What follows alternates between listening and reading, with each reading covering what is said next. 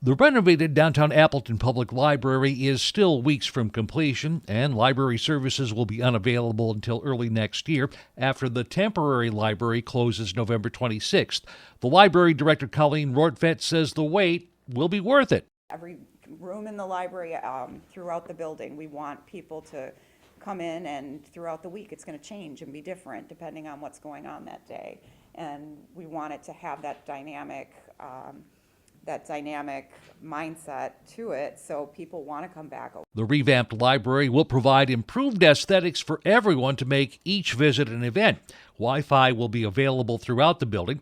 Rortvedt says expanded study rooms and creation labs will allow visitors private space when necessary and enhanced technology when needed. The study rooms, we've had study rooms before. They're kind of a place for you to find a quiet place to either study by yourself, do some research, study in a small group. We have a lot of literacy tutors that meet with their tutees here in study rooms. So the creation studios, they're going to be more a place for somebody to go and work on software or equipment that, maybe they can't have, maybe they can't afford it, or maybe they're just trying it out. And you could have somebody like mix music there, you could have somebody create a podcast, do some graphic design. The new Appleton Public Library is designed to improve community access through meeting space, a lounge, and a bottom floor children's section tailored for younger visitors and their families. Some spaces will be available for other purposes as needed. The space, I think, will have more flexibility to it, especially in some of the spaces like the learning stairs. That space, when it's not in use, isn't going to be closed off and you can't get at it. It's something that when it's not being used, it'll be open. It'll be there for you to come and sit down and read or wait for a ride. Same with that flex box. If there's not something scheduled in there, the garage door can be open and people can just use it as expanded study space. You really want every space to be pretty hardworking. You don't want these spaces that are so distinct that they can only be used for one specific use, and then 90% of the day they're closed off. The new library is designed to take full advantage of green energy practices.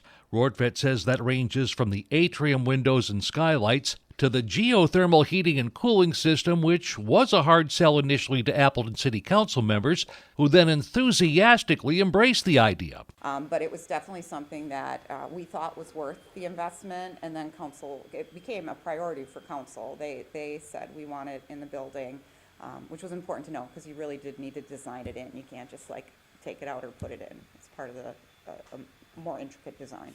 Rortvedt says the new library will be open to all, including the homeless. While some residents have raised some security concerns at public hearings and on social media, she says new security protocols will be part of the new library. A library is a place that is a civil right.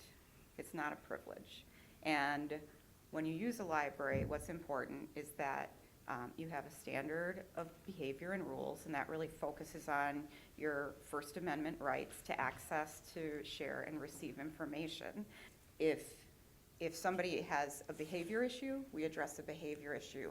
If you're somebody experiencing homelessness and you choose to spend the day in the library, that's a really good choice. We are revamping our security guards to having library security monitors and focusing on employing staff that either have background in either policing or social service, because the important thing is the library's got to be a welcoming place. And it will welcome all to start 2025. Terry Kovarik, WHBY News, Appleton.